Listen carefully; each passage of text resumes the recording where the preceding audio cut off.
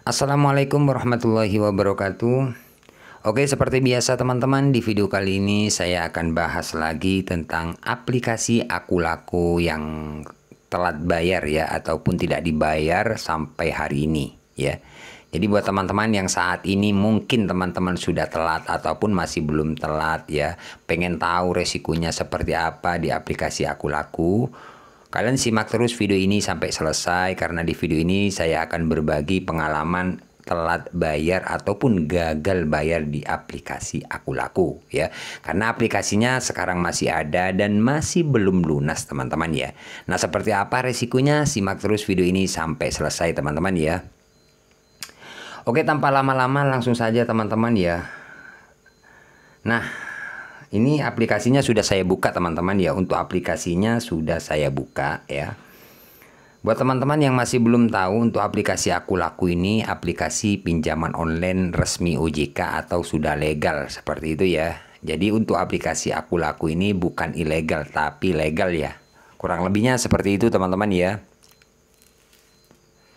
Oke, perlu teman-teman ketahui, di sini saya tidak mengajak kalian atau mengajak-ngajak kalian tidak bayar di pinjol, enggak. Di sini saya cuma berbagi karena banyak teman-teman yang telat bayar itu sekarang ini mencari tahu ya, informasi seperti apa sih resiko gagal bayar di aplikasi Akulaku. Nah, seperti itu. Jadi intinya di sini saya berbagi sesuai pengalaman teman-teman ya.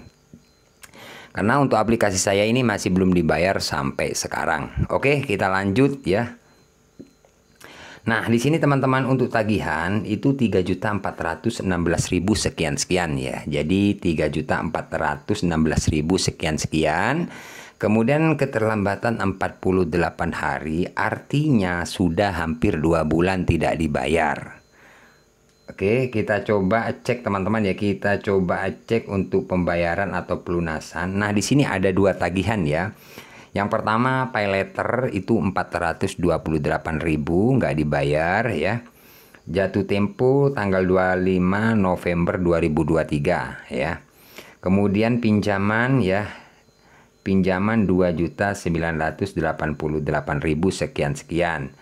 Jatuh tempo 29 November 2023. Jadi untuk keterlambatan ini hampir 2 bulan ya.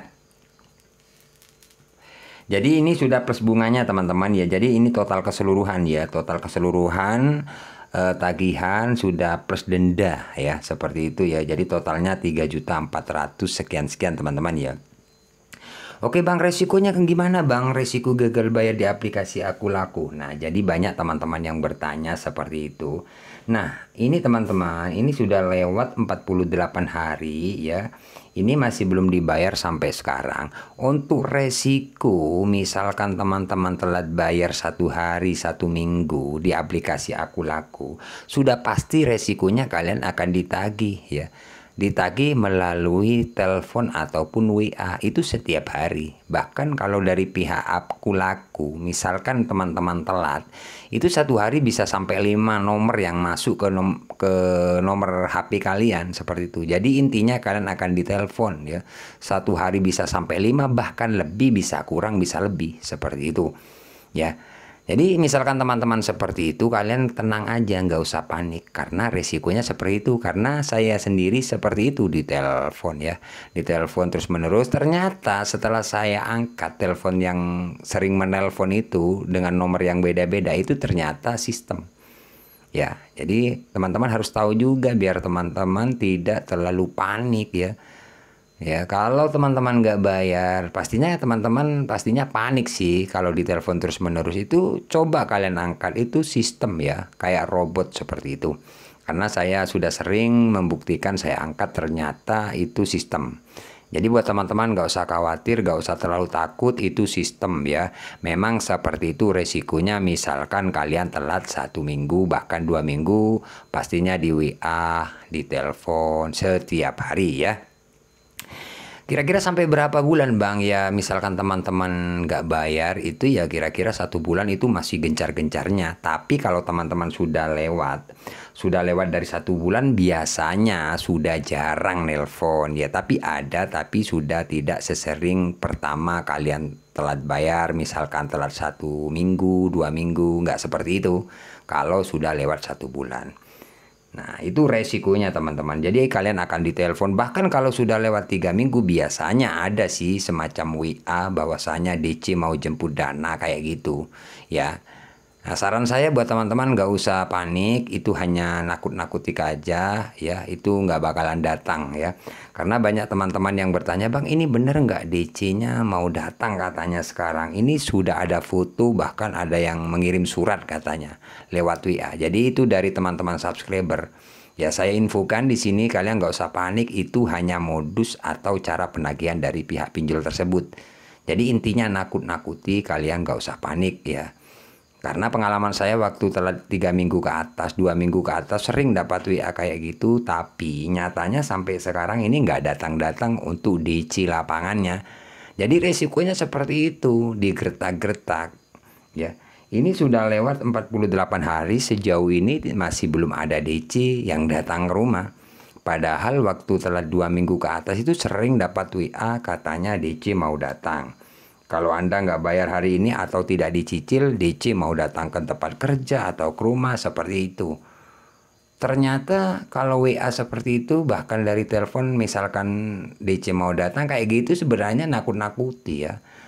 Karena bukan saya aja, banyak dari teman-teman subscriber yang dapat WA, dapat telepon katanya DC mau datang. Nyatanya itu zong.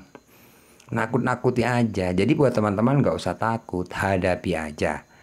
Yang pertama, kalau saran saya, misalkan teman-teman telat bayar, kalian harus kuat mental, itu aja sih. Kalau kalian merasa nggak nyaman, misalkan ditelepon, karena biasanya kalau kalian telat ya, masih baru 1 hari, 1 minggu, itu pastinya 1 hari ditelepon bisa sampai 5, bahkan lebih dari 5 ya. Jadi berisik lah teman-teman. Ya kalau teman-teman mau ganti nomor ya nggak apa-apa sih. Nggak ada resikonya, ganti nomor nggak ada resikonya, tapi biasanya kondar akan dihubungi terus-menerus, seperti itu. Jadi seperti itu resikonya teman-teman. Untuk keterlambatan waktu 1 minggu, 2 minggu, ini aplikasi ini selalu saya bikin konten. Perlunya saya menginformasikan buat teman-teman, agar teman-teman tidak panik. Nah sejauh ini, sejauh keterlambatan 48 hari, hampir 2 bulan, ini masih aman-aman saja, tidak ada yang namanya DC. Ya. Jadi misalkan teman-teman telat, sudah pasti dapat WA kayak teror, DC mau datang, itu hanya gertak-gertak saja teman-teman ya, atau nakut-nakuti kalian. Kalian gak usah panik, cuman resikonya seperti itu. Kalau teman-teman memang gak bayar 3 bulan atau 4 bulan, biasanya BI checking, itu aja sih resikonya. Tapi saya infokan di sini ya, sejauh keterlambatan ini masih belum ada yang namanya DC. Ya sebenarnya saya tunggu DC-nya, tapi nyatanya nggak datang-datang sampai sekarang. Misalkan DC datang ya nggak apa-apa, saya bikin kopi aja. Seperti itu aja sih, saya tunggu bahkan. Tapi nyatanya sampai sekarang nggak datang. Jadi seperti itulah teman-teman resikonya ya. Nah, misalkan didatangi ya nggak apa-apa, memang resikonya ya. Tapi sejauh ini nggak datang sih, gitu. Jadi seperti itulah resiko gagal bayar di aplikasi Aku Laku.